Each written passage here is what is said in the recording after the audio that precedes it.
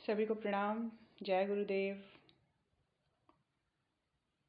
परम पूज्य गुरुदेव, परम वंदनीय माता जी, हमारे शिव स्वरूप माँ पार्वती स्वरूप गुरु सत्ता को शत शत नमन। उनकी प्रेरणा से दिए इस दिव्य स्वाध्याय में आप सभी का स्वागत है। आइए एक बार और अपने शिव स्वरूप गुरु सत्ता के कारण स्वरूप से, उनकी चेतना से मिलने का प्रयास, एक और छलांग, एक और नई पॉसिबिलिटीज के साथ जीवन को जोड़ना और फिर से वही अंतर संग्राम को और तेज कर देना,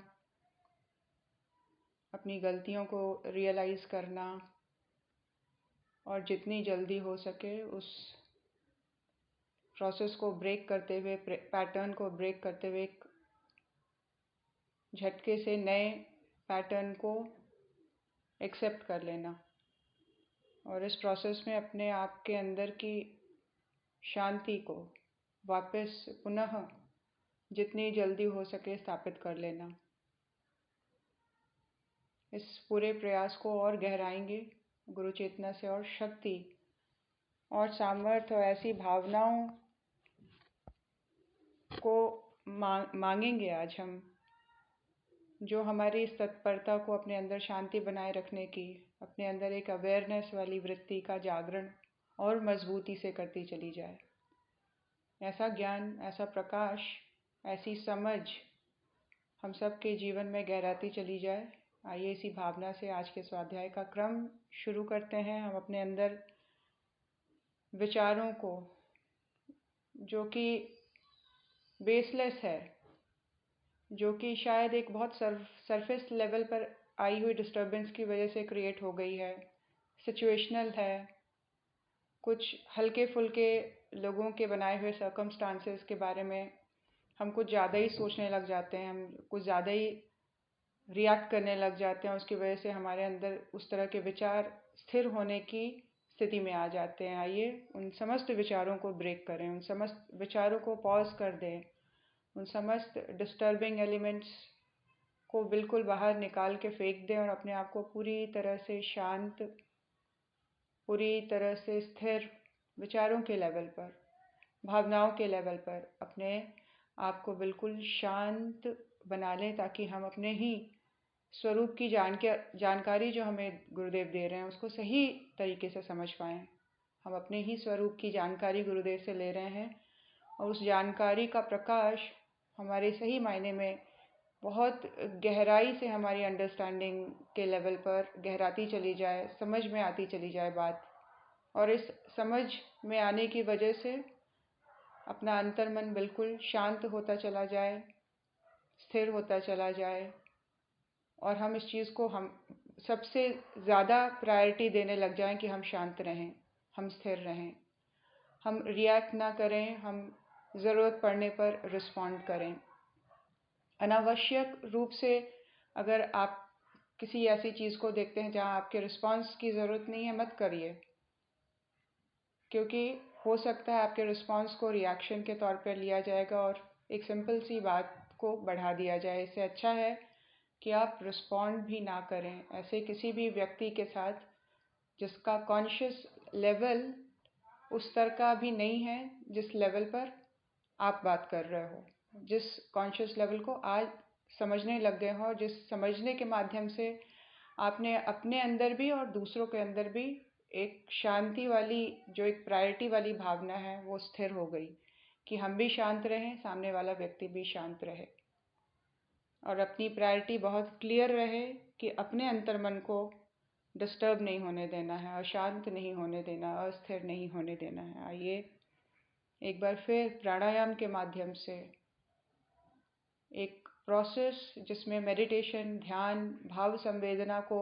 विश्वास और श्रद्धा को जोड़कर माँ गायत्री के प्राण को अपने अंदर इनवाइट करने का प्रोसेस 3 गहरे प्राणायाम के द्वारा। और इस प्राणायाम के बाद हमारा स्थूल, हमारा सूक्ष्म, हमारा कारण बिल्कुल परिमार्जित, स्वस्थ, दृढ़ और सामर्थ्यवान हो गए, इसका भाव हम सबके अंदर दृढ़ होता चला जाए। कमर सीधी, भगवान सूर्य का ध्यान, भगवान सूर्य के प्रकाश के साथ साथ माँ गायत्री के प्राण का आवाहन अपने अंतर्मन में, अपने भाव संवेदनाओं में, अपने विचार करने की प्रणाली में, अपने पैटर्न को ब्रेक करने की क्षमता के रूप में, ये समस्त सामर्थ्य बढ़े चढ़े रूप में हमारे अंदर आते चले जाएं। हमारा सूक्ष्म स्थूल कारण परिमार्जित सामर्थ्यवान होता चला जाए। इस भाव से 3 गहरे प्राणायाम, और प्राणायाम के बाद अपनी गुरु चेतना से मिलने हम सभी तैयार हो जाएं।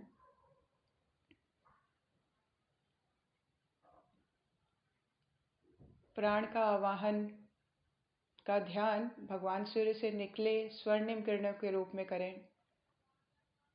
सांस लेने के साथ साथ अंदर का जो हमारा स्थूल शरीर के लेवल पर जो सबसे छोटा कण है, डीएनए के लेवल पर, उस आत्मा के, उस प्राण के प्रकाश को, माँ गायत्री के प्रकाश को आत्मसात करें। बिल्कुल एक एक सेल, एक एक छोटे से छोटा कण, डीएनए तक उस प्रकाश को आत्मसात कर रहा है।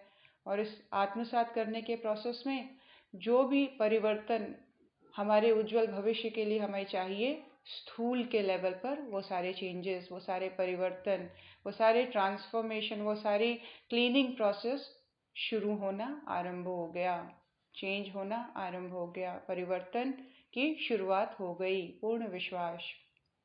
एक और प्राणायाम, इनहेल करते हुए माँ के प्रकाश को आत्मसात करें। सूक्ष्म शरीर के लेवल पर विचारणा करने की पद्धति, डिसीजन मेकिंग, नॉन जजमेंटल रहना, एक अवेयरनेस की स्थिति बनाए रखना, ये सारी मेंटल कैपेबिलिटीज हमारी जागृत हो रही है। सूक्ष्म शरीर जागृत, माँ गायत्री का प्राण हमारे सूक्ष्म शरीर में आकर स्थित हो गया है, अवस्थित हो गया है, स्थापित हो गया है। हमने एब्जॉर्ब कर लिया है उस प्राण को। हमारी चिंतन प्रणाली बदल गई। देखें अपने चिंतन प्रणाली को, आंखें बिल्कुल खुल गई हैं। प्रकाश सूक्ष्म के एक एक कोने कोने में जाकर बैठ गया है, एब्जॉर्ब हो गया है, स्टेबल हो गया है, जिसकी वजह से हमारा थॉट प्रोसेस शांत है, स्थिर है, आनंद से भरा हुआ है। चीज़ों को हल्के फुल्के लेने की आदत हो गई है। सिचुएशन को बहुत ज़्यादा बढ़ा चढ़ा के लेने की वृत्ति खत्म होती चली जा रही है। बहुत हल्के फुल्के तरीके से हम जीवन को आगे लेते चले। नॉन रिएक्टिविटी प्रधान हो गई है, रिस्पॉन्ड करने की क्षमता का विकास। एक और गहरे प्राणायाम के द्वारा अपने अंदर की आस्था, अपने अंदर की श्रद्धा, अपनी गुरु चेतनाओं के ऊपर पूर्ण विश्वास, ब्रह्मांडी चेतना के रूप में, ईश्वरी चेतना के रूप में आए हमारे गुरु सत्ता के ऊपर पूर्ण विश्वास का भाव हमारे कारण शरीर को सामर्थ्यवान बनाने के रूप में माँ गायत्री का प्राण हमारे कारण शरीर के द्वारा एब्जॉर्ब कर लिया गया। तीनों शरीर के लेवल पर हम पूर्णतः स्वस्थ, संतुलित, आनंदित, स्थिर, अवेयर, अलर्ट और पूर्ण श्रद्धा भाव से पूरित। आइए इस दिव्य भाव में स्थित होकर गुरु चेतना से जुड़ने, उनसे सीखने, उनसे मिलने, उनकी आत्मीयता, उनका प्रेम, उनका वात्सल्य पाने, अपने दिव्य स्वरूप में परिवर्तित होकर हम सभी उड़ चले अपने ट्रेनिंग सेंटर देवात्मा हिमालय। अपने इस विशेष स्वरूप में हम बिल्कुल प्रकाश की गति से उड़ते, ठंडे बादलों को नीले आकाश में चीरते हुए पहुंच गए हैं देवात्मा हिमालय। ये सुंदर दिव्य अलौकिक प्रांगण विशेष रूप से गुरु चेतना से मिलने हमारे लिए विनिर्मित की गई है। विशेष रूप से ऋषि सत्ताओं ने हमारे लिए उन दिव्य ऊर्जाओं को संकलित किया हुआ है यहाँ पर, ताकि यहाँ आकर हम अपने अंदर संकल्प बल, प्राण बल, सही दिशा में चलने का सामर्थ्य, छोटे छोटे सत संकल्पों के रूप में आदर्श को आत्मसात करने का भाव हम सबके अंदर दृढ़ होता चला जाए।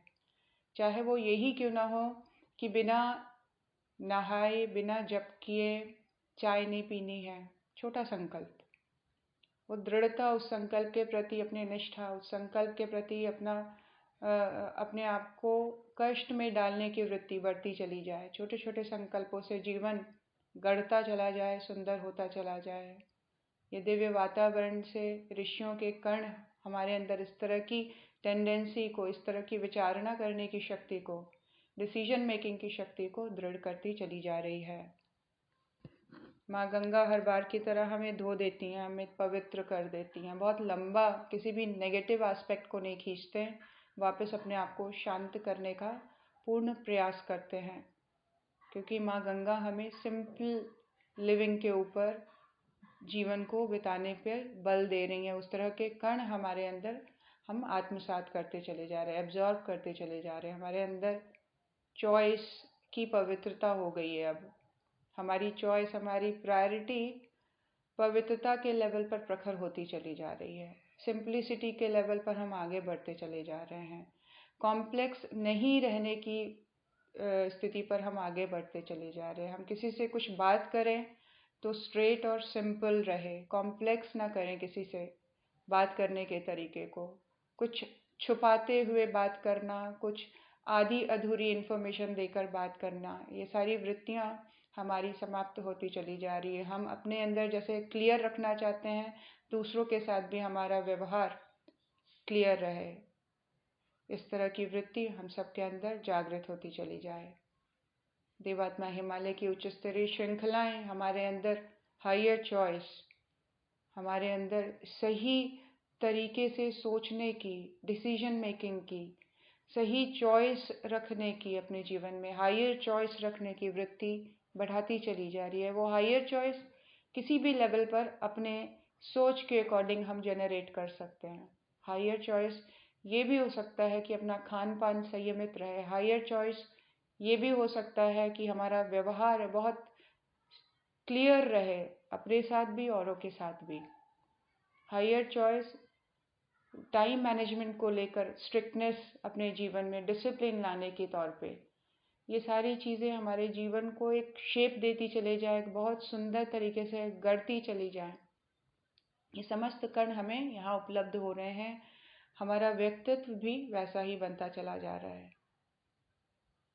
अब भगवान सूर्य की दीप्तिमान किरणें हमारे अंदर सही मायने में ओजस्विता का संचार करे, सही मायने में क्रियाशीलता हमारे जीवन में आए। वो क्रियाशीलता जो जीवन को बदल के रख दे और जीवन के साथ जुड़ी हुई परिस्थिति को, व्यक्तियों को भी बदलने की उसमें सामर्थ्य जागृत होती चली जाए। इस तरह की क्रियाशीलता जो लोगों को मोटिवेट करने वाली हो, जो लोगों के अंदर के उत्साह को बढ़ाने वाली हो, जो सत्संकल्पों से जीवन को भर देने के रूप में हो, सही उद्देश्य जीवन में जुड़ता चला जाए, सही प्रयास जीवन में बढ़ता चला जाए, सम्मान देने का भाव, इम्पोर्टेंस देने का भाव, ये सब तरह की वृत्तियाँ हमारे अंदर जागृत सही मायने में होती चली जाए और हमारे जीवन में एक सार्थक क्रियाशीलता जुड़ती चली जाए। एक ऐसी क्रियाशीलता जो सार्थक हो। आज हमारी कोशिश हो जाती है शक्तिपीठ को जागृत रखने की। शक्तिपीठ को जागृत करने की ज़रूरत नहीं है। साधक अगर जागृत होगा तो उसका घर, उसका खुद का व्यक्तित्व ही शक्तिपीठ है। उसका खुद का व्यक्तित्व ही इस तरह का है कि वो जिससे भी बात करे, जिससे भी कम्युनिकेट करे, जिससे भी वो सलाह मशवरा करे, उस 5 मिनट की कम्युनिकेशन के दौरान ही उसके व्यक्तित्व की इस खासियत को लोग देख सके, पहचान सके, ऑथेंटिसिटी को वो फील कर सके उसके बात करने में, उसके कार्य करने में। आत्मीयता का स्तर इतना बढ़ा चढ़ा हो। सही मायने में गुरु के संदेश को बताने की सामर्थ्य अपने जीवन से दीजिए। इसके लिए ज़रूरी नहीं है कि किसी एक्टिविटी को शक्तिपीठ के लेवल पर किया जाए, मंदिरों के लेवल पर किया जाए। बहुत ज़रूरी है कि व्यक्तित्व के स्तर पर हम क्या कर रहे हैं, हम किस तरह से बात करते हैं, हम किस तरह से कम्युनिकेट करते हैं, किस तरह से हम इन्फॉर्मेशन देते हैं। तो ये सारी चीज़ें बहुत इम्पॉर्टेंट रहती है कि हमारा हर ढर्रा किस तरह का है, पैटर्न हम किस तरह का लेके चल रहे हैं, उसमें परिवर्तन आना। भगवान सूर्य का, भगवान सविता की तेज किरणें हमारे अंदर इस तरह की व्यवस्थित तरंगे, हमारे अंदर व्यवस्थित ओजस्विता का संचार करती चली जाए, ऐसा भाव हम सबके मन में दृढ़ होता चला जाए। आइए, गुरु चेतना के आवाहन के लिए हम सभी तत्पर हो गए। समय हो गया है। भगवान से सूर्य से निकला प्रचंड प्रकाश 2 भागों में विभक्त परम पूज्य गुरुदेव, परम वंदनीय माता जी हमारे समक्ष पीत वस्त्रों में बैठी हमारी गुरु सत्ता, हमारे शिवमय स्वरूप गुरु, हमारे माँ पार्वती समान वंदनीय माता जी हमारे समक्ष पीत वस्त्रों में बैठे हैं, हमें देख रहे हैं, देखकर मुस्कुरा रहे हैं, आनंदित हो रहे हैं। आशीर्वाद देने के क्रम में उनका हाथ उठा हुआ है, आंखों में प्रेम और वात्सल्य का समुद्र उमड़ रहा है। देने के लिए तत्पर उत्सुक हमारी गुरु सत्ता हमारे समक्ष बड़े प्रेम और भावपूर्वक उनके चरणों में पुष्प चढ़ाते हुए अपने भावों को अर्पित करें। आवाहन पूजन। ओम गुरुर्ब्रह्मा गुरुर्विष्णु गुरुरेव महेश्वर गुरु साक्षात् परब्रह्म तस्मै श्री गुरवे नमः। अखण्डमण्डलाकारं व्याप्तं येन चराचरं तत्पदं दर्शितं येन तस्मै श्री गुरवे नमः। मातृवत् लालयित्री च पितृवत् मार्गदर्शिका नमोस्तु गुरुसत्तायै श्रद्धा प्रज्ञायुता च या, श्रद्धा प्रज्ञायुता च या। ॐ श्री गुरवे नमः। आवाहयामि स्थापयामि ध्यायामि गन्धाक्षतं पुष्पाणि धूपं दीपं नैवेद्यं समर्पयामि ततो नमस्कारं करोमि। ओम श्री गुरुदेवाय नमः। माता भगवते नमः। दादा गुरुदेवाय नमः। गुरु सत्ता को शत शत नमन, समस्त ऋषि सत्ताओं को नमन। आइए उनके दिव्य उपस्थिति में आज का स्वाध्याय का क्रम शुरू करते हैं। एक बार फिर से सुनते हैं लास्ट समरी विनीता दीदी के द्वारा। सभी को मेरा प्रणाम, सभी को मेरा नमन। गुरु सत्ता के सानिध्य में हम सब एक बार फिर सब साथ आकर बैठ गए हैं, एक बहुत प्यारे से मुस्कुराहट के साथ। गुरुदेव हमें बता रहे हैं विविध शरीरों की समन्वित साधना। गुरुदेव बता रहे हैं कारण शरीर हमारा भाव शरीर कहलाता है। मनुष्य को अपनी आत्मा को, अपने कारण शरीर को परिमार्जित करने के लिए आदर्श की दिशा में अग्रसर रहना पड़ता है। इससे उसमें उदारता, संयम के भाव बढ़ते हैं, मनोभाव उत्साह से ओतप्रोत होते हैं। कारण शरीर का स्थान सहस्रार, कमल या ब्रह्मरंध्र है। इसमें कमल पुष्प को ध्यान योग के द्वारा खिलाया जाता है। गुरुदेव बताते हैं प्रातःकालीन स्वर्णिम उदयमान सूर्य को देखकर फिर बंद आंखों से उसे देखने का प्रयास करें। यही प्रक्रिया अनवरत करेंगे और सूर्य की किरणों को अपना अंतःकरण में भी महसूस करेंगे। इस आभा को, आलोक को अपने नाभि तक, हृदय तक, ब्रह्म चक्र में महसूस करें, लेकिन विकसित सूर्य को नहीं देखना चाहिए। आगे गुरुदेव बताते हैं हमारा विलक्षण अद्भुत अन्मय कोश। इसमें गुरुदेव बताते हैं मानव शरीर को चलते फिरते पेड़ की संज्ञा दी गई है। उसकी आत्मिक विशेषता को अनदेखा किया जाए तो मनुष्य वनस्पति वर्ग का ही रह जाता है। मनुष्य को विशेष प्रयोजन के लिए बनाया गया है। गहराई से देखा जाए तो मनुष्य के अंदर असाधारण विशिष्ट कार्य करने की क्षमता है, वह किसी में भी नहीं है। मुझे बताते हैं कि योग साधना के द्वारा मनुष्य तीनों शरीरों को जागृत करके आत्म कल्याण से विश्व कल्याण के कार्य में समर्थ होता है। अभीष्ट कर्तव्यों की पूर्ति करने में संभव होता है। मनुष्य शरीर की अंदरूनी व्यवस्था अद्वितीय विलक्षणता से भरी हुई है, जिसे आज भी वैज्ञानिक नहीं समझ पाए। उसकी कोशिकाएं, ग्रंथियां, तंतु, जीवन मरण की गुत्थियां स्वयं ही सुलझाते हैं।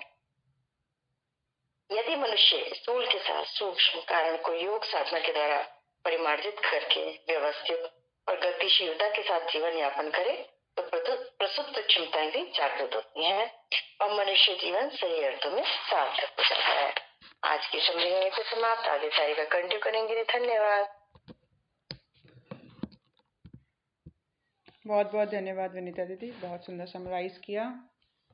गुरुदेव के साथ जुड़कर बैठेंगे, उनसे ही सीखने का, उनसे पूरी तरह से जुड़े रहने का प्रयास करेंगे। इस ज्ञान का प्रकाश हम सबके जीवन को परिवर्तित करे सही मायने में।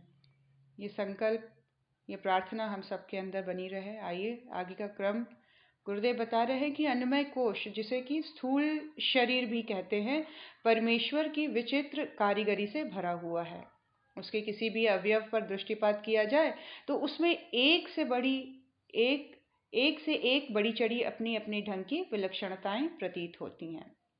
सामान्यतः इसे खाने सोने में ही खपा दिया जाता है, पर यदि इस सृष्टि के सर्वश्रेष्ठ अनुदान के सदुपयोग की बात सोची जाए, उसकी प्रसुप्त क्षमताओं को जागृत किया जाए, तो इतना कुछ कर गुजरना संभव हो सकेगा जिससे मनुष्य जन्म को सच्चे अर्थों में सार्थक हुआ कहा जा सके। गुरुदेव कह रहे हैं कि अन्नमय कोश स्थूल लेवल पर भी अगर पूरी तरह से हम उसकी जानकारी को एकत्रित करके उसके हर एक फंक्शन के ऊपर अगर हम दृष्टिपात करते हैं और देखते हैं कि कैसे ये बढ़ी चढ़ी सामर्थ्य से, विलक्षणताओं से भरा हुआ है, और अपने थोड़े से डिसिप्लिन के द्वारा हम इन सारी सुप्त पड़ी शक्तियों को जागृत कर सकते हैं, तो गुरुदेव कह रहे हैं इसी मनुष्य जीवन में इतना कुछ किया जा सकता है जिसको सही मायने में, सच्चे अर्थों में मनुष्य जीवन का सार्थक उपयोग माना जाए। आगे गुरुदेव बता रहे हैं जीव सत्ता की प्रचंड शक्ति, सामर्थ्य। मनुष्य गया गुजरा उस स्थिति में जब अपनी सामर्थ्य को पहचानने और उसका उपयोग करने में उपेक्षा बरतते हैं। मनुष्य गया गुजरा स्थिति में कब रहता है? जब वो अपनी सामर्थ्य को पहचानना ही नहीं चाहता, अपने कैपेबिलिटीज को जानना ही नहीं चाहता, वो पॉसिबिलिटीज को समझना ही नहीं चाहता है कि उसका ये मनुष्य जीवन कितना विलक्षण है। तब उसकी स्थिति क्या है? गई गुजरी सी बनी रहती है। महान और असाधारण उस स्थिति में जब वह अपनी गरिमा को समझे और असीम क्षमता पर विश्वास करे। सही बात है, यही एक रियलाइजेशन, गुरुदेव कहते हैं एक बोध हो जाना कि भाई मनुष्य जीवन कितना इंपॉर्टेंट है। इस चीज का बोध हो जाना ही, और बोध नहीं होना बिल्कुल एक, कहते हैं बिल्कुल दो अपोजिट डायरेक्शन में चलने के हिसाब से है कि एक मनुष्य, एक की स्थिति बिल्कुल गई गुजरी है और एक की असाधारण संभावनाओं से भरी, असाधारण क्षमताओं से भरा हुआ जीवन हो जाता है। सिर्फ इसी जीवन को एक ने एक सामर्थ्य नहीं, जीवन का सामर्थ्य नहीं पहचाना, अपने मनुष्य जीवन का सामर्थ्य, और दूसरे ने इस चीज के ऊपर फोकस कर दिया कि ये असीम क्षमताओं से भरा है। साधारणतया यह आत्मविश्वास की कमी ही वह कठिनाई है जिसके कारण हे स्थिति बनी रहती है।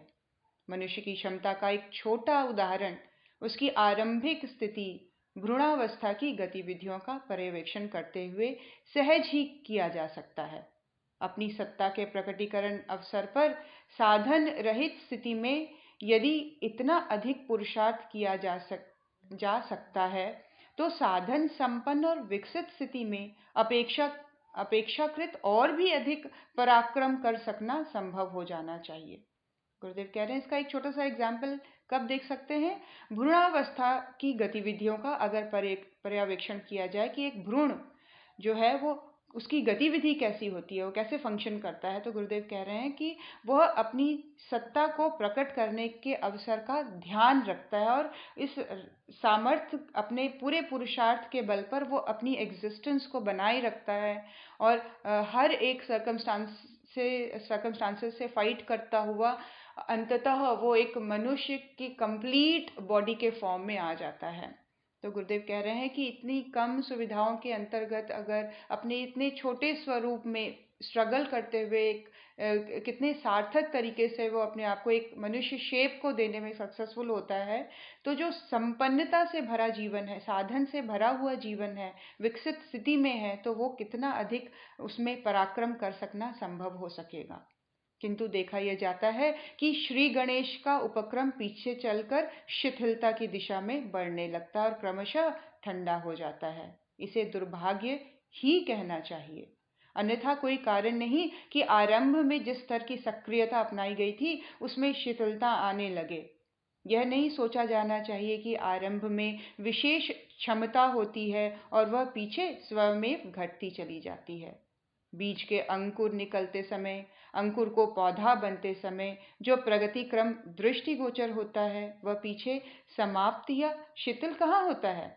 उस विकास प्रक्रिया में क्रमशः अभिवृद्धि ही होती चली जाती है। फिर कोई कारण नहीं कि प्रथम चरण में मनुष्य द्वारा किए जाने वाले पुरुषार्थ आगे चलकर अधिकाधिक तीव्र न होता चला जाए।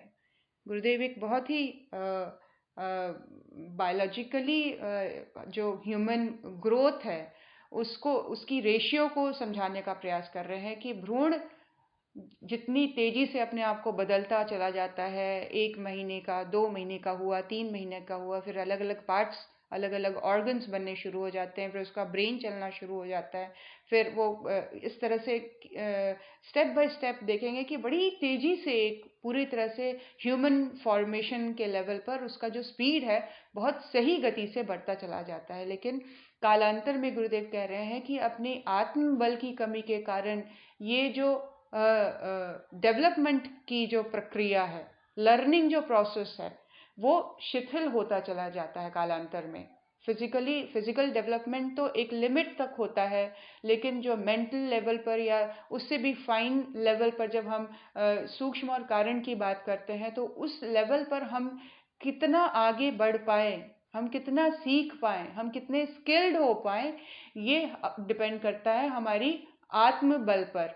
हमारा आत्मबल यानी कि फोकस्ड एफर्ट रखना, हम अपने इम्पोर्टेंस को, अपने स्वरूप को हमने कितना जाना, और जानने के बाद, अपने सामर्थ्य को जानने के बाद उसको जगाने की ओर, उस दिशा में अपने आप को अग्रसर करना और पूरे संकल्प के साथ वही स्पीड को मेंटेन्ड रखना, ये मनुष्य जीवन में इक्का दुक्का ही देखने को मिलता है। साधारणतया प्रकृति में हर एक चीज एक स्पीड से नॉन स्टॉप डेवलप होती चली जाती है, बढ़ती चली जाती है, उसका विकास का क्रम रुकता नहीं। लेकिन एक मनुष्य का जीवन है जो उस कॉन्शियसली अगर वो अवेयर नहीं है अपने बारे में, तो फिर उसकी जो विकास का क्रम है वो अवरुद्ध होने या कहिए शिथिल होने लग जाता है। तो गुरुदेव कह रहे हैं अपने बारे में हमारी जानकारी नहीं होनी, ये गई गुजरी स्थिति को लाने में पूरी तरह से सामर्थ्य होता है कि उसकी स्थिति गई गुजरी है स्थिति में बना रहेगा। लेकिन अगर इसकी महानता, इसकी असाधारणता को हम समझ जाएं, इसकी गरिमा को हम समझने लग जाए और समझ जाए कि हमारे अंदर एक अनलिमिटेड पॉसिबिलिटी से भरी चीजें हैं जिसको अचीव किया जा सकता है, संभव है, पा जाना संभव है। बस एक फोकस्ड एफर्ट चाहिए, फोकस्ड अलर्टनेस, अवेयरनेस चाहिए। तो उसी दिशा में एकदम उलट कर साधक जब चल पड़ता है तो जीवन सामर्थ्य से भरता चला जाता है। आत्मबल का होना ये बताता है कि जीवन में जो विकास का क्रम चलना चाहिए था, बना रहना, मेंटेन्ड रहना चाहिए था, वो मेंटेन्ड रहा। तो बेसिक लेवल पर जो एलिमेंट काम कर रही है, गुरुदेव कह रही है, एक अपने बारे में जानकारी होनी और उसी के साथ जुड़ा हुआ आत्मबल, संकल्प बल, ये उस व्यवस्थित क्रिया के रूप में अपने जीवन को असाधारण गतिविधियों से भरते चले जाना और एक शेप देते चले जाना जीवन को। गुरुदेव बता रहे हैं कि जैसे कि हम प्रकृति में देखते हैं, हर एक चीज अपने एक सिस्टमैटिक ग्रोथ को लिए चलती चली जा रही है, फिर अवरुद्ध नहीं होता है विकास, कहीं ब्रेक नहीं होता है। उस विकास प्रक्रिया में क्रमशः अभिवृद्धि ही होती चली जाती है। फिर कोई कारण नहीं कि प्रथम चरण में मनुष्य द्वारा किए जाने वाले पुरुषार्थ आगे चलकर अधिकाधिक तीव्र न होता चले। यदि इसी क्रमिक विकास की प्रक्रिया को अपनाए रहा जाए, उसमें शिथिलता न आने दी जाए, तो मनुष्य देव या दैत्य स्तर के बढ़े चढ़े काम कर सकता है। हम किसी भी दिशा में नॉन स्टॉप आगे बढ़ सकते हैं। 2 दिशा है, या देवता बनने की या दैत्य बनने की। गुरुदेव कह रहे हैं अगर प्रोसेस में, क्रमिक विकास में शिथिल का जो प्रोसेस है वो शिथिल ना हो, तो गुरुदेव कह रहे हैं इसी जन्म में दैत्य या देव बनने का पूरी पॉसिबिलिटी मनुष्य जीवन में है कि एक स्टेट को वो कंप्लीटली अचीव कर सकता है, निरंतर अगर उस दिशा में चलते रहने का संकल्प, साहस जुटे, या दैत्य के उसमें दुस्साहस रूपी चीज उसके जीवन में आ जाए तो वो गिरने का क्रम बनता ही चला जाएगा और अंततः वो बिल्कुल ही दैत्य वाली स्थिति में जीवन को समाप्त कर देता है। गुरुदेव कह रहे हैं पिता के शरीर से निकला हुआ शुक्राणु इतना छोटा होता है कि आलपिन की नोक पर उसके हजारों भाई बैठ सकते हैं। उसे बिना शक्तिशाली सूक्ष्म दर्शक यंत्र के खुली आंखों से तो देखा ही नहीं जा सकता। रति क्रिया में जो मंथन क्रिया होती है उसमें यौन संस्थान में तीव्र विद्युत स्पंदन उठने आरंभ हो जाते हैं। उन्हीं की उत्तेजना से वह शांत पड़ा जीव उत्तेजित हो उठता है और अपनी स्वतंत्र सत्ता का निर्माण करने के लिए सहयोगी की तलाश में द्रुत गति से परिभ्रमण करता है। उस समय उसके हाथ, पैर, आंख आदि कुछ नहीं होते, तो भी अपनी आंतरिक आकांक्षा से प्रेरित होकर अभीष्ट साथी की खोज के लिए इसी तेजी से दौड़ता है कि हिरन चीते की दौड़ से भी उसका अनुपात बढ़ा चढ़ा होता है। अब गुरुदेव बिल्कुल उस लेवल पर समझा रहे हैं बायोलॉजिकली कि एक नई एग्जिस्टेंस कैसे होती है। वो शुक्राणु में इतनी तीव्र गति उत्पन्न होती है कि वो अपने सहायक साथी को ढूंढकर, जिसके साथ मिलकर वो अपनी एक नई एग्जिस्टेंस को पूर्ण कर सकता है, वो उसको पूर्ण करने के प्रोसेस में द्रुत गति से दौड़ लगाना शुरू कर देता है। तो बहुत बेसिक लेवल पर गुरुदेव डिफरेंट स्टेजेस पर समझाने का प्रयास कर रहे हैं कि एक स्ट्रगल तो है ही डे वन से, अपनी एग्जिस्टेंस के लिए स्ट्रगल। दूसरा, नॉन स्टॉप विकास की प्रक्रिया बने रहनी, और आगे बाहर निकलकर भी जब शिशु अपनी माँ के गर्भ से बाहर निकलता है तो दहाड़ मारकर रोता है अपने सर्वाइवल के लिए। ये प्रोसेस उसके सर्वाइवल के लिए बहुत ज़रूरी है। रोएगा नहीं तो फिर वो खतरे की बात हो जाती है। बच्चे को रुलाया जाता है ताकि उसका फेफड़ा और लंग्स और ये सारी चीज़ें सिस्टमेटिकली, हार्ट बीट सब कुछ सिस्टमेटिकली हो। तो रोना is a very positive sign कि बच्चा हेल्दी है। और देखिए मनुष्य जीवन की शुरुआत, वो उसका जो अंदर एक जो सिक्योर और सेफ एनवायरनमेंट में था, वो एकदम से वो एक बाहर दूसरी दुनिया में आता है और अपने आप को सरवाइव करने के लिए वो उसकी स्ट्रगल, एक नई जंग उसके जीवन में शुरुआत हो जाती है। तो ये जीवन जो धरती पे मनुष्य का जो जीवन है वो हर क्षण हर पल स्ट्रगल का है, युद्ध का है। वो जब फिजिकली अपने आप को स्टेबल कर देता है तो उसके जीवन में मेंटल लेवल पर बहुत सारी चीज़ें, चैलेंजेस शुरू हो जाती हैं। वहाँ वो अपने आप को स्टेबल करना शुरू करता है। तो ये फिर आगे भगवान की दया हुई, गुरु जैसी कोई चीज़ अपने जीवन में जुड़ी तो एक अलग स्ट्रगल है, जहाँ अपने आप को प्योरीफाई करने का स्ट्रगल है, अपने आप को रिफाइंड करने का स्ट्रगल है, सूक्ष्म कारण के ऊपर अपना काम करने की एक जद्दोजहद शुरू हो जाती है साधक वाले जीवन के रूप में। तो ये entire journey is all about कि हम विकासशील रहें, हम लर्निंग प्रोसेस में रहें, हम सीखते रहें। वो जद्दोजहद अपने जीवन में बढ़ती चली जाती है जैसे जैसे हमारा फेज आगे बढ़ता चला जाता है। डिफरेंट तरीके से गुरुदेव सामर्थ्य बता रहे हैं कि आत्मा की सामर्थ्य क्या है। आत्मा की सामर्थ्य का मूल स्रोत गुरुदेव बता रहे हैं परमात्मा है। परमात्मा अंततः समर्थता का पुंज है। फिर उससे अविच्छिन्न संबंध सूत्रों के साथ जुड़ा हुआ आत्मा ही क्यों किसी प्रकार अभावग्रस्त हो सके। अन्नमय कोश काय कलेवर हाड़ मांस का पिटारा नहीं, उसके रोम रोम में आत्म सत्ता ओतप्रोत है। अपने प्रारंभिक दिनों में जीव अपने घरौंदे को जिस प्रबल पुरुषार्थ के सहारे विकसित करता है, वह सामर्थ्यता उसमें सदैव बनी रहती है। उसे विस्मृति और उपेक्षा पड़े रहने देने से ही हमें हेय और दुर्बल स्थिति का सामना करना पड़ता है। अन्नमय कोश की साधना को वह पथ प्रशस्त होता है जिससे मानवीय काया में सन्निहित विशेषताओं को उभारना और उपयोग में लाना संभव हो सके। गुरुदेव कह रहे हैं ये जो कोश है इसको फिजिकल लेवल पर ना समझा जाए। ये सारे कोश कॉन्शियस लेवल पे काम कर रहे हैं। हाँ, इसका इम्पैक्ट, जो अन्नमय कोश का इम्पैक्ट है वो हमारी फिजिकल बॉडी पे बहुत 100% जो इसका इम्पैक्ट है कहा जा सकता है हमारी फिजिकल बॉडी पे पड़ता है, क्योंकि फिजिकली स्ट्रांग होना, एक बहुत मजबूत आधार जो चाहिए अपने स्पिरिचुअल एनलाइटमेंट के लिए, स्पिरिचुअल ग्रोथ के लिए, इस मार्ग पर, साधना वाले उच्च स्तरीय मार्ग पर आगे बढ़ने के लिए, उसके लिए एक बहुत ही स्ट्रांग लेवल पर, फिजिकल लेवल पर, स्थूल शरीर के लेवल पर अपने आप को स्वस्थ, व्यवस्थित, संतुलित रखना बहुत ज़रूरी है। अन्नमय कोश की साधना वो समस्त विशेषताओं से जीवन को भरता चला जाता है जब हम उसमें भगवान परमात्मा के प्रकाश को अनुभव करना शुरू करते हैं कि हर एक चीज़ उस अल्टीमेट एनर्जी के द्वारा कंट्रोल्ड है। तो कहीं भी कुछ घबराने की ज़रूरत नहीं है। अपने कॉन्शियसनेस को जब हम क्लियर करते हैं तो अपने ही आप ही पथ प्रशस्त होता चला जाता है। उस तरह की सोच, उस तरह के संकल्प के रूप में, उस तरह के लोगों के मिल जाने के रूप में, उस तरह की इन्फॉर्मेशन अपने आप आ जाने के रूप में, उस तरह के इंट्यूशंस हो जाने के रूप में हम अपने जीवन को बड़े आसानी से आगे बढ़ाते चले जाते हैं। बस एक बेसिक लेवल पर जब हम कोशिश करते हैं कि अन्नमय कोश परिमार्जित हो और इस परिमार्जन के रूप में हम बहुत फाइन रूप से अपनी गुरु सत्ता, अपने परमात्मा चेतना से जुड़ने का प्रयास करते हैं।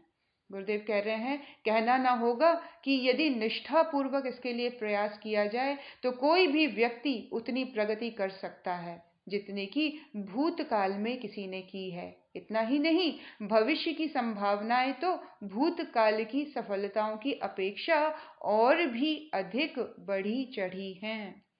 हम ये सोच करके बैठ जाएं कि भूतकाल में ऐसा हो पाता था, बहुत सारे रीजंस थे, क्योंकि गुरुदेव ने ऐसा भी कहा है कि पहले की जो साधनाएं होती थी, अब वैसी साधनाएं करनी पॉसिबल नहीं है। इसके बहुत सारे मेजर रीज़न है कि वो पोल्यूशन लेवल, पानी का, हवा का इस तरह से पोल्यूटेड हो जाना, और एक जो लिविंग पैटर्न आज के समय में है उस हिसाब से डिफरेंट थे, तो उस तरह की साधनाएं भी डिफरेंट थी। लेकिन गुरुदेव आज इस बात को कह रहे हैं कि जो भी चीज़ें भूतकाल में हुई हैं उससे भी बड़ी चढ़ी संभावनाएं भविष्य को लेकर आप करिए। ऐसा कोई भी चीज़ नहीं है जो आप नहीं कर सकते, बल्कि गुरुदेव कह रहे हैं पॉसिबिलिटीज़ और भी बढ़ी चढ़ी आ रही हैं, पॉसिबिलिटीज़ और भी बढ़ चढ़ के आएंगी। आपको वैसा दृष्टिकोण चाहिए कि उस इंफॉर्मेशन को, उस सुविधा को, आज अगर हम देखें तो हमारे पास इंफॉर्मेशन का भंडार है। हमारी उंगलियों के टिप्स पर हम कोई भी इंफॉर्मेशन जनरेट कर सकते हैं, निकाल सकते हैं। किसी भी दिशा में हम अपने आप को इंफॉर्मेशन से बिल्कुल, जिसको बोलते हैं कि बम्बार्डिंग हो रही है इंफॉर्मेशन की, लिया जा सकता है, उस दिशा में अग्रसर हुआ जा सकता है। तो अब डिपेंड करता है कि हमारी चॉइस या हमारी दिशा कौन सी है, और उस दिशा में जब हम इंफॉर्मेशन को लेते हैं तो क्या वो सिर्फ इंफॉर्मेशन रहती है, या बिल्कुल बहुत सीरियस रूप से हम उसको लेकर मनन चिंतन करके हम अपने जो प्रकाश का लेवल है, जो ज्ञान का लेवल है, जो एक अंडरस्टैंडिंग के लेवल पर हम उसको महसूस कर पाएं, उसको फील कर पाएं और सही मायने में अपने जीवन को शेप देने की सामर्थ्य रखें। तो अन्नमय कोश, गुरुदेव कह रहे हैं, एक ऐसा कोश है जो बहुत बेसिक लेवल पर इस जर्नी की शुरुआत करेगा कि हमारा उद्देश्य, हमारी चाहना, हमारे चॉइसेस वैसे होते चले जाए तो बहुत बेसिक लेवल पर अन्नमय कोश के परिमार्जन के रूप में वो सारी चीज़ें पॉसिबल हैं जो भूतकाल में थी और भी बड़े चढ़े सामर्थ्य के साथ आज की डेट में भी पॉसिबल है। आगे गुरुदेव बहुत इंपॉर्टेंट टॉपिक शुरू कर रहे हैं, अन्नमय कोश और चमत्कारी हार्मोन ग्रंथियां। गुरुदेव बता रहे हैं अवयवों की प्रत्यक्ष हलचलें ही शरीर विज्ञान की शोध का विषय रही हैं। अब तक जो खोजें हुई हैं उनमें वह प्रत्यक्ष ही मूलभूत आधार है। इसीलिए समझा जाता है कि पंच तत्वों से बना हुआ ये ढांचा मात्र ही शरीर है। समझा जाता है कि अन्न, जल, वायु, विश्राम आदि के सहारे ही जीवन की गाड़ी चलती है। इतना होते हुए भी शरीरगत अनेक संदर्भ ऐसे हैं जिस पर रहस्य का पर्दा ही पड़ा हुआ है ना। सेल्स के लेवल पर बहुत मतलब सूक्ष्म के स्तर पर, या कहिए अभी विज्ञान की पहुंच कॉन्शियस लेवल पर जो हम सोच कर विचार कर जो डिफरेंस अपने बॉडी में ला सकते हैं, अभी विज्ञान वहां तक नहीं पहुंच पाया है। बहुत मोटे लेवल पर वो ये जानता है कि अन्न जल वायु विश्राम के लेवल पर इस फिजिकल बॉडी को एक स्पेसिफिक खान पान देकर, एक स्पेसिफिक तरीके से लाइफस्टाइल को देकर इसको स्वस्थ रखा जा सकता है। लेकिन गुरुदेव कह रहे हैं ऐसे कई एस्पेक्ट्स हैं जिसके ऊपर अभी भी पर्दा पड़ा हुआ है, जिसको अभी विज्ञान जान नहीं पाया है। गुरुदेव बता रहे हैं स्थूल शरीर पर सूक्ष्म सत्ता का नियंत्रण हमें इन्हीं हलचलों के पीछे झांकता हुआ दिखाई पड़ता है। उन एस्पेक्ट्स को अगर हम समझने और देखने का प्रयास करें तो हमें ये पता लगता है कि स्थूल के लेवल पर हो रही हलचलें कहीं ना कहीं सूक्ष्म के द्वारा ही नियंत्रित हैं। ये नियंत्रण का काम सूक्ष्म में चल रहा है, जो कि हमें ना दिखाई दे रहा है और ना किसी भी तरीके से उसको देखा जा सकता है। हाँ, अनुभूति के लेवल पर या ये कह लीजिए साधना की गहराई में जाने पर, चेतना के लेवल पर गहरे उतरने पर हम उसको इजीली देख और समझ पाएंगे। गुरुदेव कह रहे हैं अंतःस्त्रावी ग्रंथियां वंशानुक्रम प्रक्रिया भ्रूणावस्था में जीव का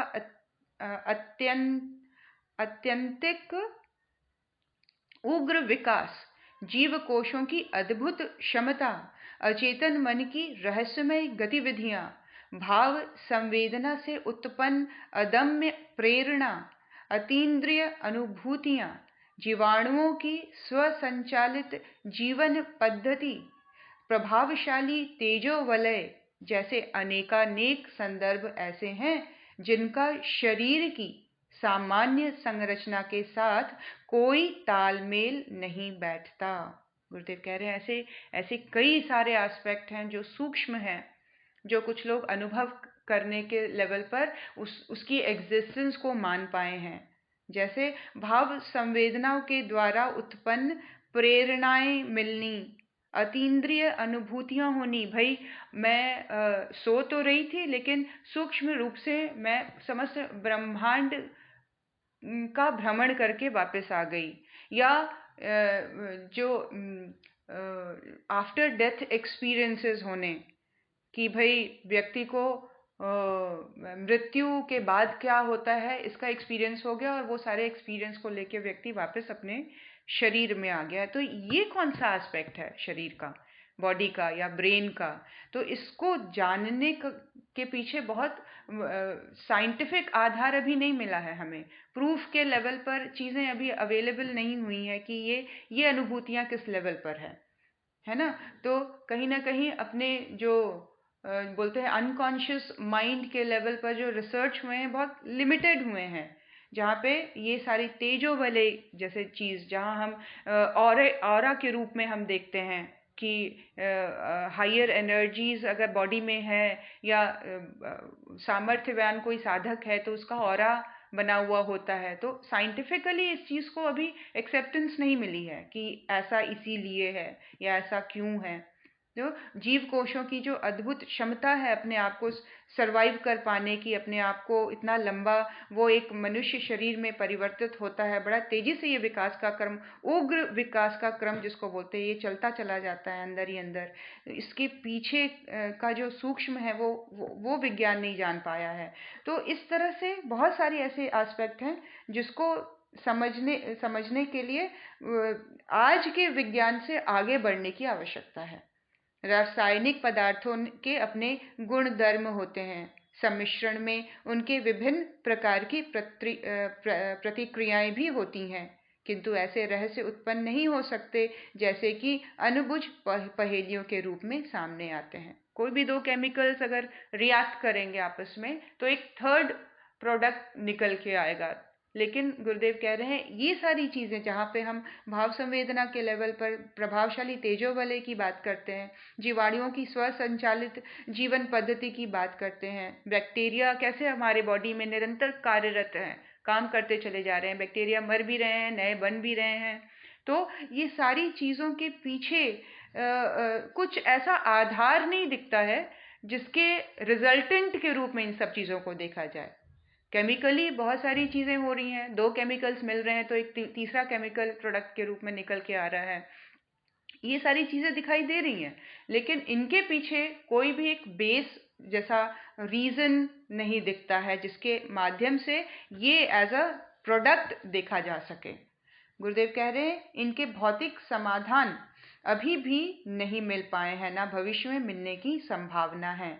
इनके कारण हमें सूक्ष्म शरीर में ही खोजने पड़ेंगे, क्योंकि इनका जो जड़ है, इनका जो रूट कॉज है इनके होने का, ये हमारी फिजिकल बॉडी में नहीं है। इनका जो रूट है वो हमारे सूक्ष्म शरीर में है। तभी अगर विज्ञान सूक्ष्म की तरफ आगे बढ़ेगा, तब वो उस सारे हार्मोनल चेंजेस और उसके तेजो वलय और शुक्राणुओं का, बैक्टीरियाज का, कैसे जीवाणुओं का स्वसंचालित जो जीवन पद्धति है, ऑटोमेटिक वो मर भी रहे हैं, जन्म भी हो रहा है, अपने आप को सर्वाइव भी करते हैं, किस तरह से ये सारी चीज़ें चेन जो है, एक प्रोसेस जो है चलता चला जाता है, किस तरह से हो रहा है। तो गुरुदेव कह रहे हैं इसके पीछे जो है वो सूक्ष्म तंत्र काम कर रहा है, जिसकी तरफ विज्ञान को समझने के लिए उस ओर जाना पड़ेगा।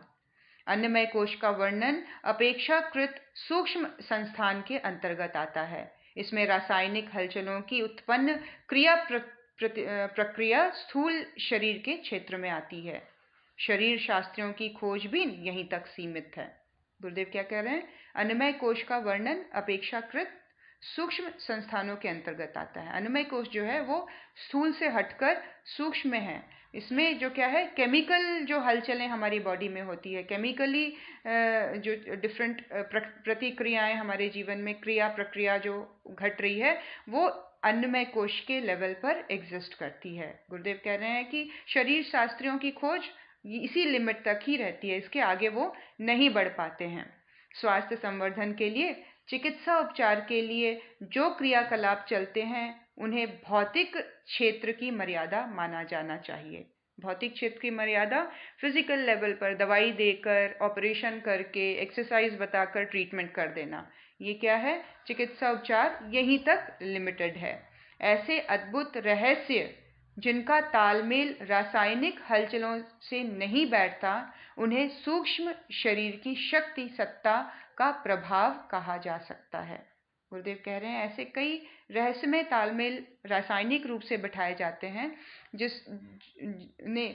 ऐसे सूक्ष्म अद्भुत रहस्यमय तालमेल बैठाए जाते हैं जिनका जो डायरेक्ट कनेक्ट है वो केमिकल चेंजेस की वजह से नहीं बैठता है, लेकिन उसका जो आधार है वो हमारे सूक्ष्म शरीर की शक्ति है, जो उस सत्ता का प्रभाव हमारे स्थूल शरीर पर पड़ रहा है।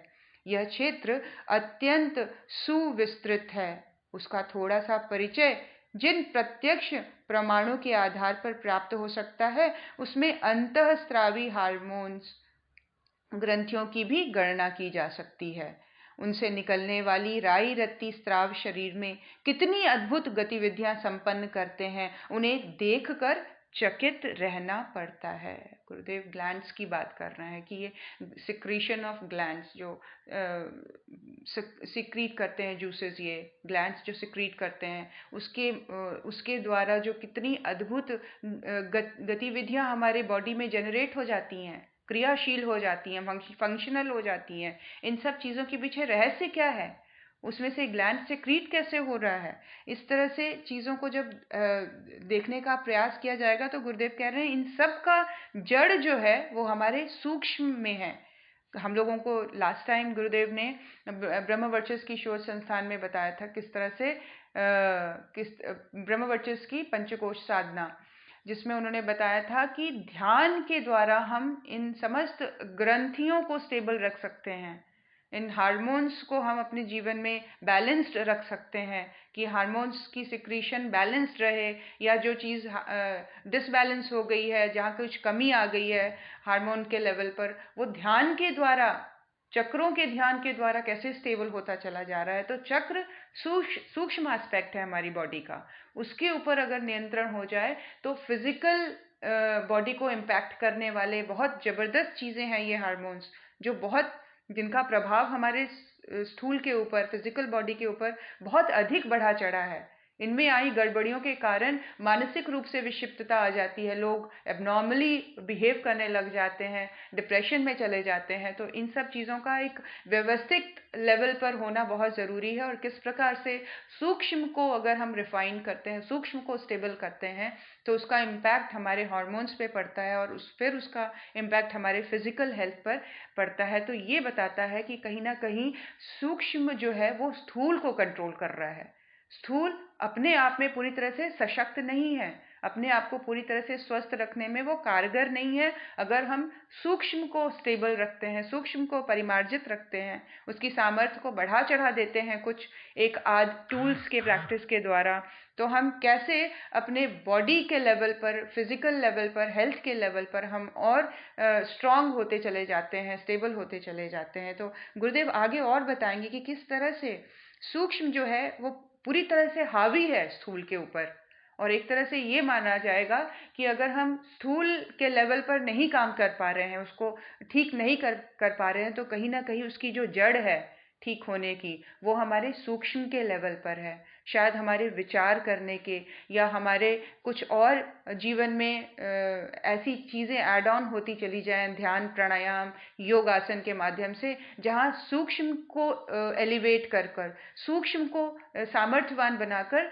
फिर हम स्थूल के ऊपर अटैक करें, उसको हम स्टेबल बनाएं, उसको हम स्ट्रांग बनाते चले जाएं। तो उसको जो कंट्रोलिंग पॉइंट है वो सूक्ष्म है। स्थूल को बेहतर करने का जो पॉइंट्स हैं, मेजर पॉइंट्स हैं, वो हमारे सूक्ष्म शरीर में है। तो इस तरह से कनेक्टेड हैं किस तरह से, और सामर्थ्य के लेवल पर ये शरीर और बढ़े चढ़े होते चले जाते हैं जैसे जैसे हम फाइन लेवल पर चलते चले जाते हैं। तो अभी हार्मोन्स के एग्जाम्पल देंगे गुरुदेव, और बहुत गुरुदेव ने डीप स्टडी की है और बहुत गहराई से यहाँ पे डेफिनेशन दिया है कि समस्त हार्मोन्स के ऊपर गुरुदेव चर्चा करेंगे, पैराथायराइड, थायराइड और पीनियल, इस तरह के गोनेडस, इस तरह के थाइमस, सभी हार्मोन्स के ऊपर गुरुदेव डिस्कस कर रहे हैं। इसलिए बने रहिएगा, और बहुत इंपॉर्टेंट है, इसको नोट डाउन करने की ज़रूरत है कि इसको नोट डाउन ज़रूर करिए, ऑडियो को फिर से सुनिए, नोट डाउन करिए। और पेज नंबर 3.58 है, ये 7 है,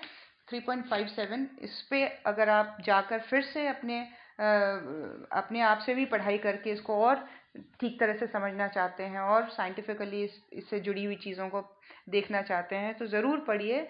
और गुरुदेव से हम सभी प्रार्थना करें, हमारा भाव बहुत बढ़ा चढ़ा हो, कितना असंभव सा दिखने वाली इंफॉर्मेशन गुरुदेव दे रहे हैं। गुरुदेव ने किस तरह की जबरदस्त ज्ञान को एकत्रित करके हमारे लिए बिल्कुल खुला छोड़ दिया है लेने के लिए। बस हमारे ऊपर गुरु कृपा इतनी हो कि हम इस ज्ञान को ले पाएं, और सही मायने में ये ज्ञान हमारे जीवन को व्यवस्थित करता चला जाए। हम सूक्ष्म की शक्ति को पहचानें, हम अपने सामर्थ्य को सूक्ष्म के लेवल पर पहचानें कि सूक्ष्म के लेवल पर अगर हम व्यवस्थित रहते हैं, डिस्टर्ब नहीं होते जल्दी, रिएक्टिव नहीं होते जल्दी, तो किस तरह से हम अपने फिजिकल हेल्थ पर भी इम्पैक्ट करते हैं, और किस तरह से हम अपनी साधना के मार्ग को प्रशस्त करते चले जाते हैं, और स्पिरिचुअली भी स्ट्रांग होते चले जाते हैं। आइए गुरु चेतना के चरणों में नमन करें।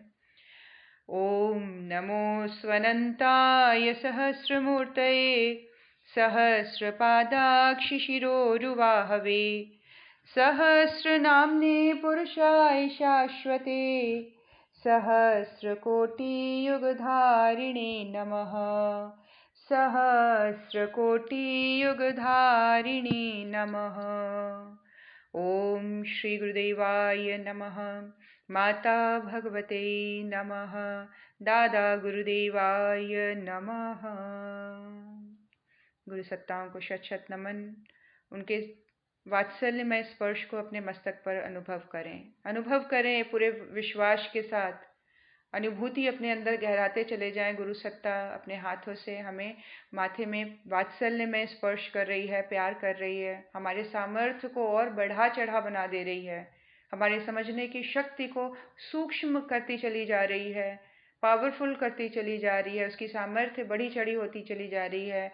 इस रूप में हमारा दृष्टिकोण परिमार्जित होता चला जाए, हमारा किसी परिस्थिति को, किसी व्यक्ति को देखने समझने की शक्ति परिमार्जित हो जाए, इरिस्पेक्टिव सामने वाला व्यक्ति कैसा है, लेकिन हमारा दृष्टिकोण इतना परिमार्जित हो कि उसका अच्छा बुरा होना हम पर इम्पैक्ट ना करे और पॉजिटिव तरीके से अच्छाई ही दिखे। सामने वाले की एफर्ट, सामने वाले की इंटेलिजेंस, सामने वाले की श्रद्धा, ये सारी चीज़ें ही दिखाई दें, कमियां ना दिखाई दें। कमियां दिखे भी तो उसका इम्पैक्ट ही ना हो, वो बिल्कुल एक छोटे बच्चे की तरह उसको देखकर हम आगे बढ़ जाएं। एक छोटे बच्चे की गलती को मनन नहीं करते। एक छोटा बच्चा कोई गलती कर देता है तो मनन नहीं किया जाता उस गलती पर कि एक छोटे बच्चे ने ये गलतियां कर दी, बस वही लेवल आ जाना, एकदम से बड़े हो जाना जब किसी की कमियां दिखती हैं तो, और उस बड़े होने पर उसके बालकपन वाली क्रियाओं के प्रति अपना अटेंशन नहीं देना, अपना फोकस उस दिशा में ना जाना।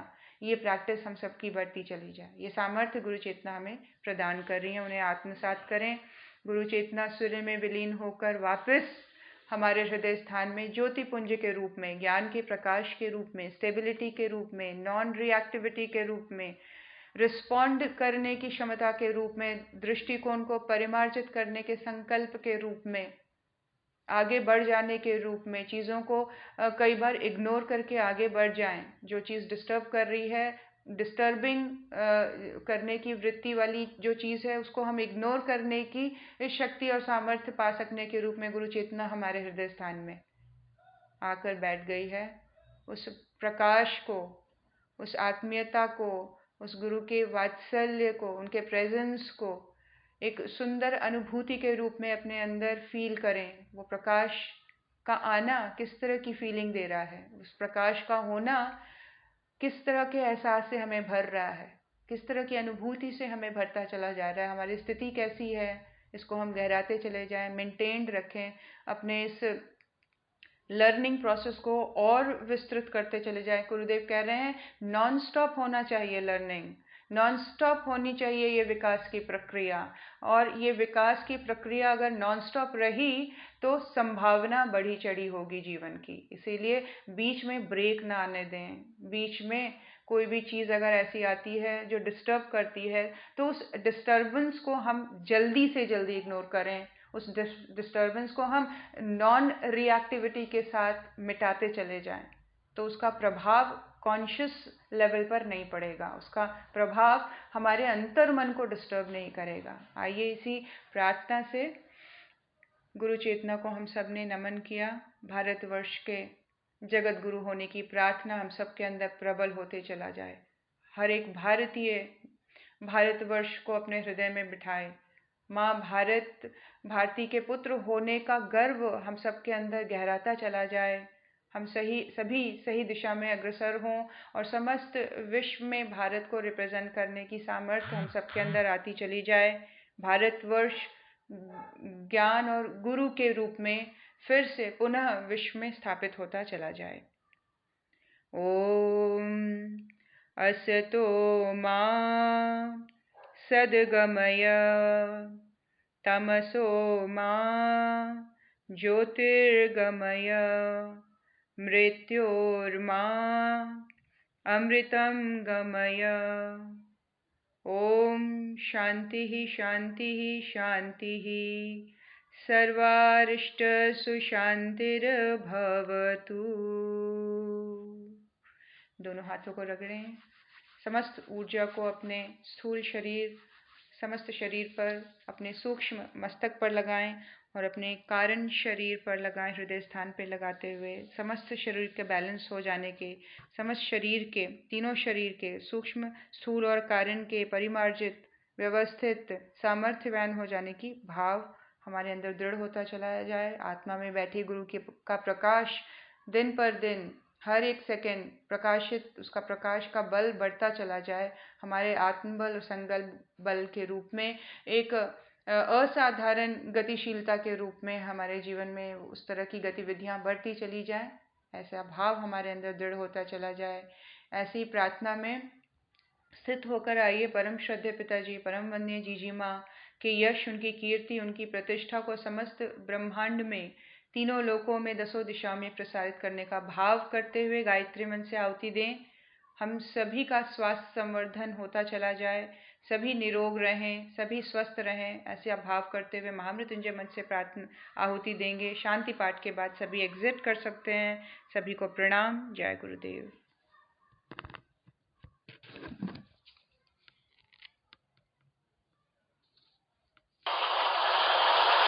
आइए हम सभी गायत्री मंत्र द्वारा 5 मंत्राहुति सभी के उज्जवल भविष्य और सद्बुद्धि की प्रार्थना करते हुए देंगे।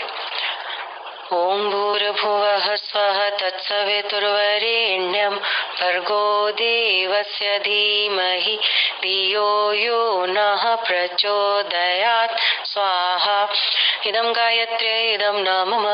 ओम भूर्भुवः स्वः तत्सवितुर्वरेण्यं भर्गो देवस्य धीमहि धियो यो नः प्रचोदयात् स्वाहा। इदं गायत्र्यै इदं न मम। ओम भूर्भुवः स्वः तत्सवितुर्वरेण्यं भर्गो देवस्य धीमहि धियो यो नः प्रचोदयात् स्वाहा। इदं गायत्र्यै इदं न मम। ओम भूर्भुवः स्वः तत्सवितुर्वरेण्यं भर्गो देवस्य धीमहि धियो यो नः प्रचोदयात् स्वाहा। इदं गायत्र्यै इदं न मम।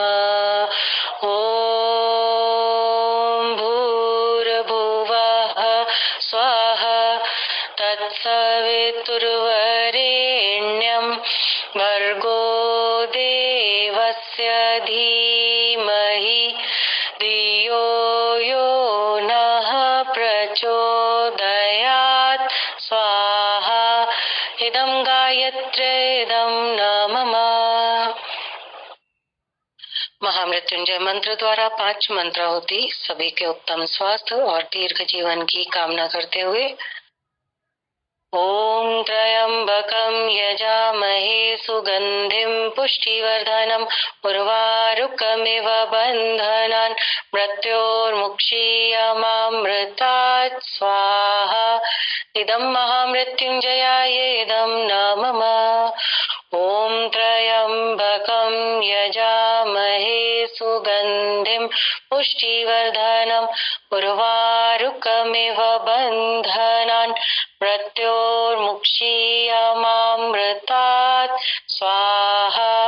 इदं महामृत्युंजयाय इदं न मम। ओम त्र्यंबकं यजामहे सुगंधिं पुष्टिवर्धनम् उर्वारुकमिव बन्धनान् मृत्योर्मुक्षीयमामृतात् स्वाहा। इदं महामृत्युंजयाय इदं न मम। ओम त्र्यंबकं यजामहे सुगंधिं पुष्टिवर्धनम् उर्वारुकमिव बन्धनान् मृत्योर्मुक्षीयमामृतात् स्वाहा। इदं महामृत्युंजयाय इदं न मम। ओम त्र्यंबकं यजामहे सुगंधिं पुष्टिवर्धनम् उर्वारुकमिव बन्धनान् मृत्योर्मुक्षीयमामृतात् स्वाहा। इदं महामृत्युंजयाय इदं न मम।